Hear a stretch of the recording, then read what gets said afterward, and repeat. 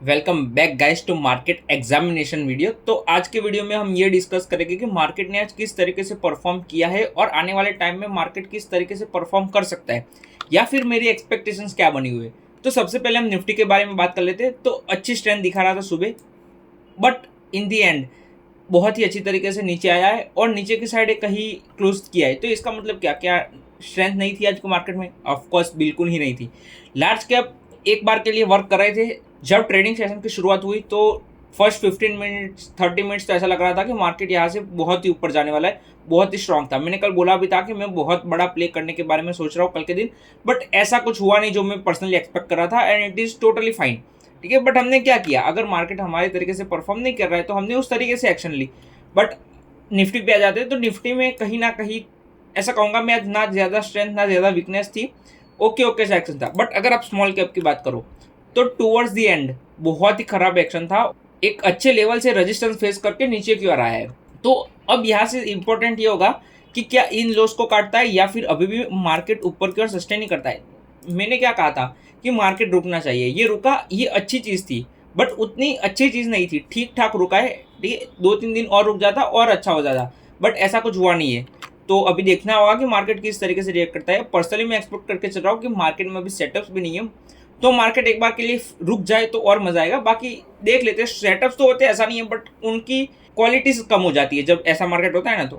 तो मेरे पोर्टफोलियो के बारे में डिस्कस कर लेते हैं। तो मैंने आज पहले सेल को बेच दिया।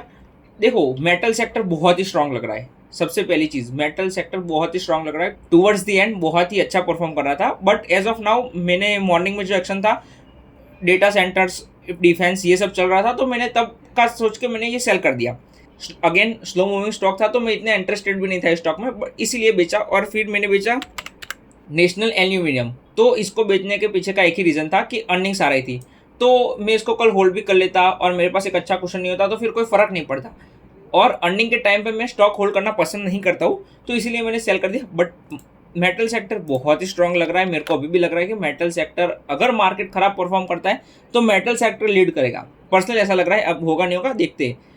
फिर हम बात करते हैं एक और स्टॉक की जो मैंने आज एग्जिट किया, वो था नेटवेब। सेम स्टोरी, कल इसमें अर्निंग से, राइट। और मैं पर्सनली नहीं चाहता था कि एक अच्छी खासी पोजीशन इसमें मेरी थी तो उससे होल्ड करूँ आगे, क्योंकि फिर अगर अर्निंग्स का ड्रामा होता है और फिर मेरे को अच्छा खासा लॉस हो जाता है तो फिर मैं ये जो मैं ऑलरेडी प्रॉफिट बना चुका हूँ वो सारा एक ही स्टॉक में गवा दूंगा, तो वो फिर मेरा कॉन्फिडेंस लूज होगा। तो वो मैं पर्सनली नहीं चाहता था, ये सोच के मैंने इसे भी सेल कर दिया। बहुत सिंपल चीज़ है। आज मुझे मार्केट में नहीं मज़ा आ रहा था कि मार्केट ख़राब होता हुआ जा रहा है। मैं वेट कर रहा था कि आखिर तक कैसा हो, ठीक हो, बट कुछ हुआ नहीं, मार्केट ख़राब ही होता गया। तो इसीलिए मैंने एक बार के लिए अपनी पोजीशंस को लाइट कर दिया ताकि मैं आगे से अच्छे से, अगर मार्केट वर्क परफॉर्म करता है तो स्प्रेड कर सकूँ मेरे सारे होल्डिंग्स और उन सबको। तो देखते क्या होता है क्या नहीं होता है। अगेन हर बार यही सेम चीज़, क्या होता है क्या नहीं होता वो सब हमें मार्केट ही बताता है।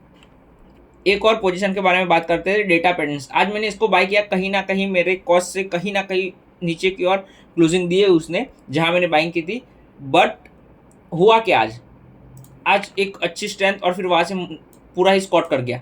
इसलिए मैंने साइज़ रिड्यूस कर दी। मेरी जो इनिशियल साइज़ थी उससे बहुत ही बड़ी साइज़ थी या 2x साइज़ थी, तो मैंने उसको फिर वापस से काटा और फिर उसको वापस से हाफ पे ले आया। तो स्टॉक बहुत ही अच्छा परफॉर्म कर रहा था, नो डाउट। बट अगर मेरे हिसाब से परफॉर्म नहीं कर रहा है, मेरे को अनईजी फील कर रहा है, तो मेरे को रिड्यूस करना पड़ेगा। देखो, आज इसमें मेरे को किसी ने पूछा कि इसमें एसएल क्या रहेगा। मेरा एसएल बहुत बड़ा है क्योंकि मैं स्टॉक को इधर से होल्ड करता हुआ आ रहा हूँ, तो मेरे को इस स्टॉक में लॉस नहीं होगा, ओवरऑल लॉस नहीं होगा। मेरे को इस स्टॉक में अगर प्रॉफिट नहीं होगा तो कोई दिक्कत नहीं है, बट ओवरऑल लॉस नहीं होगा इस स्टॉक में। तो इसकी वजह से मेरा लॉस है ना इसमें बहुत बड़ा है। बट आप ये नहीं कर पाओगे क्योंकि आपने अगर यहाँ कहीं पर बेच दिया होगा, ठीक है, या फिर नीचे यहाँ बेच दिया, यहाँ कहीं पर भी बेच दिया, तो आप फिर वो प्रॉफिट्स को दाव पे लगा के वो सब कर सकते हो। बट मैं कहूँगा कि ऐसा नहीं करना चाहिए। अगर ऑलरेडी पोजीशन बनी हुई है तो वो कॉन्फिडेंस अलग देता है, ठीक है। तो इसी वजह से आप अपने रिस्क के हिसाब से देख लेना कि स्टॉक में आप कितना रिस्क मान के चल रहे थे और आप, बट अगर आपकी रिस्क कैपेसिटी के हिसाब से अगर ऐसे लग जाता है तो उसे एक्सेप्ट करो। इट इज़ दैट सिंपल, ठीक है।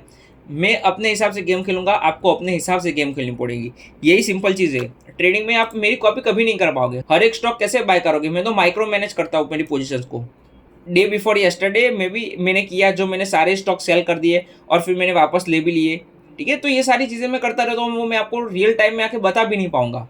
इवन प्राइवेट ग्रुप में भी ये सारी चीज़ें नहीं बता पाऊंगा, क्योंकि यही ट्रेडिंग है। बट मैं सेफ उधर प्ले करवा देता हूँ कि अच्छा ये हो गया, ये हो गया, इस तरीके से काम होता है।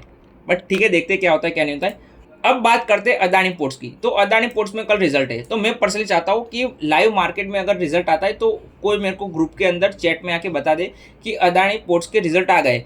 मुझे ये नहीं जानना कि कैसे रिजल्ट आए, क्या है खराब, वो मुझे नहीं जानना। बस मुझे ये पता होना चाहिए कि अदानी पोर्ट्स के रिजल्ट बाहर आ गए, फिर वो मुझे प्राइस बता देगी कि किस तरीके का एक्शन आ रहा है। ठीक है, जैसा आज कुछ एक्शन आया चेन्नई पेट्रो में, कल बताया था, क्या ही परफॉर्म किया है आज, बहुत ही स्ट्रॉन्ग क्लोजिंग दी है और ये स्टॉक बहुत ही अच्छा मूव करेगा। जिस तरीके की क्लोजिंग आज दी है इस स्टॉक ने, ये बहुत ही अच्छा मूव करेगा। बट क्योंकि मेरा ऑलरेडी इंटरेस्ट कहीं और था, तो मैं इस स्टॉक में पोजीशन बना नहीं पा रहा था, ऑलरेडी सारी पोजीशंस वर्क नहीं कर रही थी, तो ये सारी चीज़ देखनी पड़ती है। अपोलो के बारे में बात कर लेते हैं। अपोलो माइक्रॉन में कॉस्ट से नीचे नहीं जाने दूंगा मैं इसे, तो सारी position as of now risk free है। सिर्फ एक अदानी पोर्ट्स को लेकर थोड़ी दिक्कत है, या फिर मेरे को उसको कल 3:30 से पहले निकालना पड़ेगा अगर अर्निंग्स नहीं आएगी तो। बाकी कुछ स्टॉक्स के बारे में भी डिस्कस कर लेते हैं जो मेरे रडार में है। तो सबसे पहले कैपिटल मार्केट के स्टॉक्स कहीं ना कहीं मेरे को हॉट लग रहे हैं। आज बहुत ही अच्छा स्क्वाट दिखाया ग्रो ने, अगर आप देखो तो क्या खराब एक्शन रहा, बट ये अभी भी स्ट्रांग है। क्यों? क्योंकि इसने बहुत सारे वीक हैंड्स को निकाला है, एक बार फिर आज निकाला है, तो अगर इसमें मूव आएगा तो वो बहुत ही अच्छा मूव आएगा। बट हमें देखना होगा क्या होता है क्या नहीं होता है, राइट। फिर हम बात करते हैं JNG इलेक्ट्रॉनिक्स की। तो इसका चार्ट भी बहुत ही प्रिटी लग रहा है, बट सबसे ज़्यादा चीज़ें मार्केट पे डिपेंड करेगी कि मार्केट किस तरीके से रिएक्ट करना चाह रहा है। एथर एनर्जी का चार्ट भी बहुत ही प्यारा लग रहा है। देखो, एक और नई चीज़ बताता हूँ, मैं इस सेक्टर को एज अ होल प्ले करना चाहता हूँ, मतलब कि डिफेंस सेक्टर को एज अ होल प्ले करना चाहता हूँ कि अगर डिफेंस सेक्टर वर्क करता है तो मैं पूरे सेक्टर में पैसा लगाना चाह रहा हूँ। तो मतलब मैं ETF में भी एक अच्छी खासी पोजीशन बनाने के बारे में सोच रहा हूँ, और क्योंकि SL बहुत ही छोटा है तो एक अच्छी खासी पोजीशन इसमें रहेगी, और अगर मूव करता है defence sector as a whole तो मुझे प्रॉफिट होगा। It is that simple. तो ये भी एक स्ट्रेटेजी होती है, ये भी एक टेक्निक होती है, हम इस तरीके से भी काम कर सकते हैं। अभी देखना होगा कि मार्केट कल किस तरीके से रिएक्ट करता है। सेंटम बहुत ही चॉपी स्टॉक है, बट अगर मूव करता है कल डिफेंस सेक्टर तो ये स्टॉक लीड करता हुआ दिख सकता है हमें। अब हम बात करते हैं ग्रेफाइट इंडिया की। तो इसका चार्ट भी बहुत ही अच्छा लग रहा है, अगेन सुंदर चार्ट है। फिर हम बात करते हैं KMEW की। इसका चार्ट भी मेरे को ठीक ठाक लग रहा है, उतना अच्छा चार्ट नहीं है, बट कहीं ना कहीं इसमें भी एक बेस बना हुआ है। अब बात करते हैं महाराष्ट्र बैंक की। तो बहुत ही अच्छा चार्ट लग रहा है, बस इसमें 1-2 दिन की और रुकावट आ जाए तो ये चार्ट बहुत ही प्यारा हो जाएगा। कैसा? अगर कुछ इस तरीके का एक्शन आ जाता है इस स्टॉक में तो इस स्टॉक को मैं फिर बाय कर लूँगा नेक्स्ट मंडे। बहुत ही प्यारा चार्ट लग रहा है इसका मेरे को, बट यही है कि मार्केट ख़राब है तो हम कुछ नहीं कर सकते, और ओवरऑल मेरे को इसीलिए होल्डिंग्स भी रिड्यूस करनी पड़ी। तो यही था, मार्केट में अभी कुछ चल नहीं रहा है, बट आप ये मान के चलो कि अगर मार्केट अभी भी स्ट्रेंथ में है तो वो कंटिन्यू करेगा मार्केट। बस हमें वेट करना होगा कि मार्केट क्या करना चाह रहा है। That's all guys for today's video. अगर आप नए हो चैनल में तो पिन कमेंट में टेलीग्राम चैनल की लिंक होगी, उसे ज्वाइन कर लेना, और चैनल को लाइक शेयर और सब्सक्राइब भी करना। Thank you for watching the video.